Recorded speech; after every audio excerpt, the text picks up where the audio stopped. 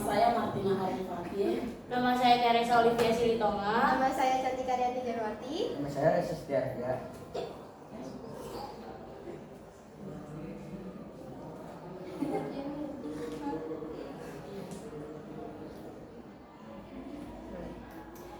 Ini ada pengertian nafza. Jadi nafza itu adalah singkatan dari narkotika, psikotropika, dan zat adiktif lainnya, baik zat alami atau sintetis. Jadi nafza itu adalah zat yang apabila masuk ke dalam tubuh manusia akan mempengaruhi sistem syaraf pusat sehingga menimbulkan perubahan aktivitas mental, emosional, dan perilaku penggunanya, dan sering menyebabkan ketagihan dan ketergantungan terhadap zat tersebut. Yang kedua ada narkotika.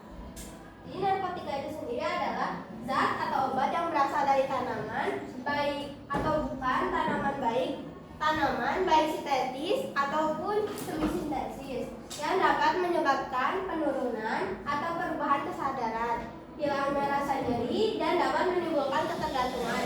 Contohnya, ada contoh golongan 1 itu ada ganja, kokain, sama heroin. Contoh golongan 2 dan 3 itu ada morfin, petidin, sama kodein. Di sini ada pembahasan yang ketiga yaitu psikotropika. Apa sih psikotropika? Nah, psikotropika itu adalah zat atau obat baik alamiah ataupun sintetis buatan itu artinya ya. Bukan yang termasuk narkotika yang berkhasiat psikoaktif melalui pengaruh selektif pada susunan saraf pusat yang menyebabkan perubahan perilaku dan perubahan khas pada aktivitas mental. Dan psikotropika ini dibagi menjadi beberapa golongan. Ada 4 golongan. Contoh golongan 1 dan 2 ada ekstasi, LSD, dan amfetamin. Contoh golongan 3 dan 4 ada fenobarbital dan diazepam. Yang keempat ada zat adiktif. Apa itu zat adiktif? Zat adiktif adalah bahan atau zat yang berpengaruh psikoaktif di luar narkotika dan psikotropika, yang meliputi yang ke-1 minuman beralkohol, yang kedua inhalasi, yang ketiga tembakau. Contoh golongan 1 alkohol. Contoh golongan 1 alkohol. Alkohol adalah dapat memperlambat aktivitas otak, sistem saraf, dan membuat mabuk. Contoh alkohol adalah vodka, terus anggur merah, bir bintang. Yang kedua rokok. Rokok dapat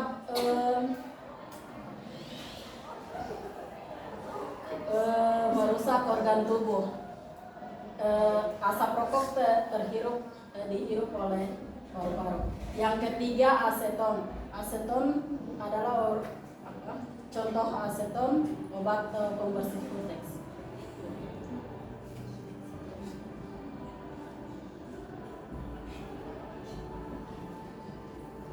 Selanjutnya ada dampak nafza. Dampak nafza ada 5. Yang pertama dehidrasi. Dehidrasi itu seperti tubuh kalian merasakan kekurangan cairan dan nutrisi. Yang kedua ada halusinasi, di mana pikiran kamu berhayal seakan-akan tidak nyata, jadi tidak nyata. Dan yang ketiga ada menurunnya tingkat kesadaran, di mana kamu tidak akan sadar saat melakukan sesuatu hal. Yang keempat ada kematian jika kamu mengonsumsi nafza secara berlebihan dan selalu bergantung pada nafza, maka itu akan menyebabkan kematian. Yang kelima ada gangguan kualitas hidup, di mana aktivitas sehari-hari kamu akan terganggu dan tidak akan konsentrasi. Selanjutnya ada cara pencegahan nafza. Yang pertama ada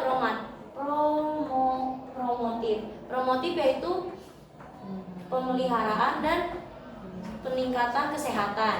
Yang kedua ada preventif yaitu pencegahan.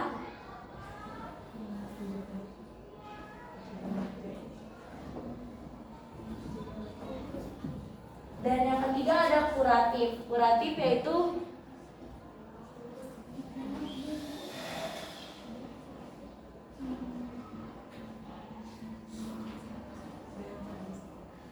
Yang keempat ada rehabilitatif. Rehabilitatif yaitu proses pemulihan. Yang kelima ada represif.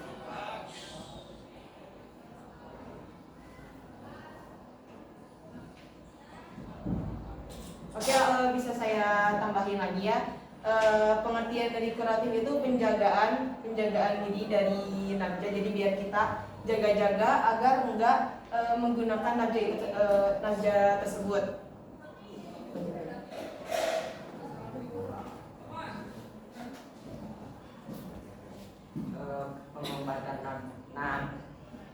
Pengobatan nafza ada 5. Yang pertama mengelola aktivitas sehari-hari. Yang kedua melakukan detoksifikasi. Detoksifikasi itu membersihkan zat racun akibat mengonsumsi narkoba. Yang ketiga memeriksa dokter. Yang keempat melakukan stabilisasi. Stabilisasi itu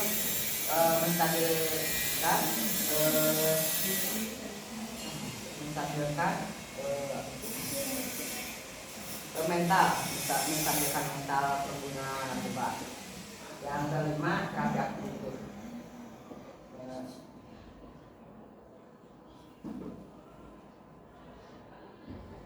Manfaat nafza bagi dunia medis.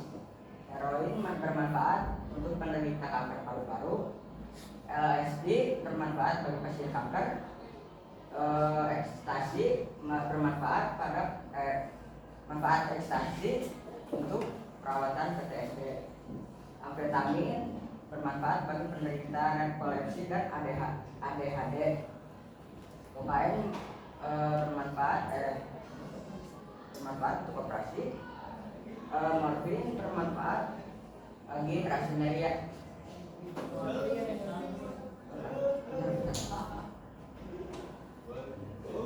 Kokain bermanfaat untuk mengurangi rasa nyeri yang luar biasa.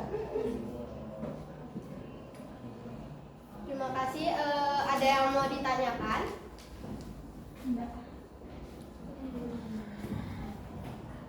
Baik, kalau misalnya nggak ada yang menanya, di sini kami ada pertanyaan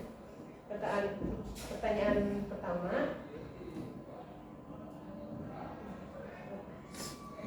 Sebutkan dampak pada nafza. Siapa yang bisa boleh maju ke depan? Siapa? Boleh.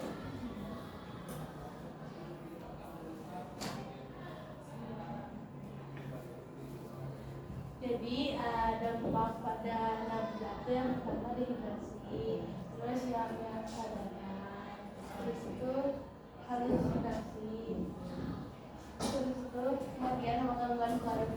Ya, benar. Terima kasih pada Zahra Adria. Pertanyaan kedua, sebutkan satu pencegahan nafza dan beri pengertiannya. Ya, Sesuai silakan ke pendapat depan. kamu. Boleh Fikri ke depan.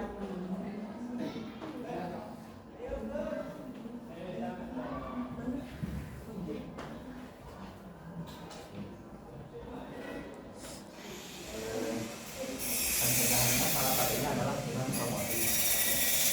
Promotif adalah artinya peningkatan kesehatan. Nanti diberi pertanyaan ketiga, singkat aja. Preventif itu apa sih? Boleh diingatkan? Boleh Nenek maju ke depan. Preventif.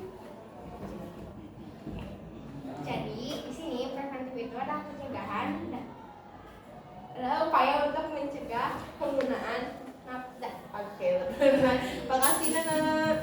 Pertanyaan yang terakhir dan yang kelima, sebutkan Pertanyaan yang keempat, apa saja sih contoh dari alkohol? Sebutkan. Oke, Hasil kanan duluan tadi kan sekali. Boleh Hasil maju ke depan.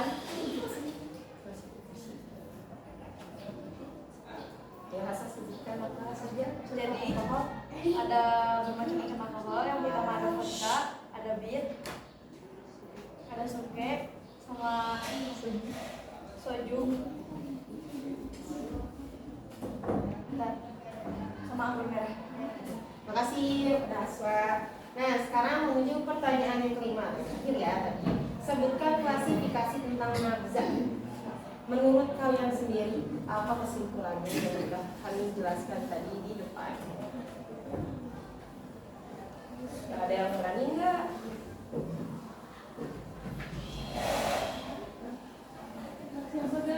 Ya. Ayo siapa yang jawab nomor 5?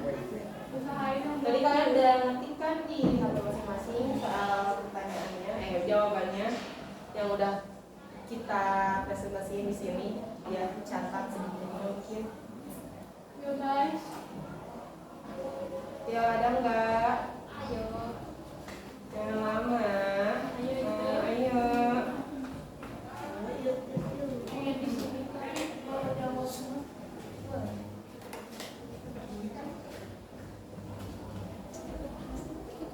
Ayo, jangan lama.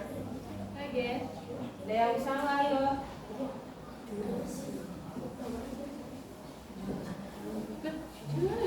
Siap ya? Boleh.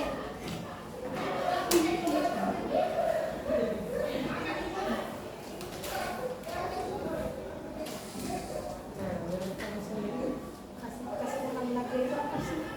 Jadi saya dari kelompok 3 izin menjawab pertanyaan kalian. Ya, Jadi ada 3 jenis, ada narkotika, psikotropika, dan zat lainnya. Nah, tiga jenis yang tadi itu udah aku senyawa yang dapat menyebabkan kecanduan ya. Kalau narkotika tuh contohnya ada opium, ada kodein sama LSD. Kemudian kalau psikotropika tuh ada ekstasi, Demerol, dan sabu-sabu.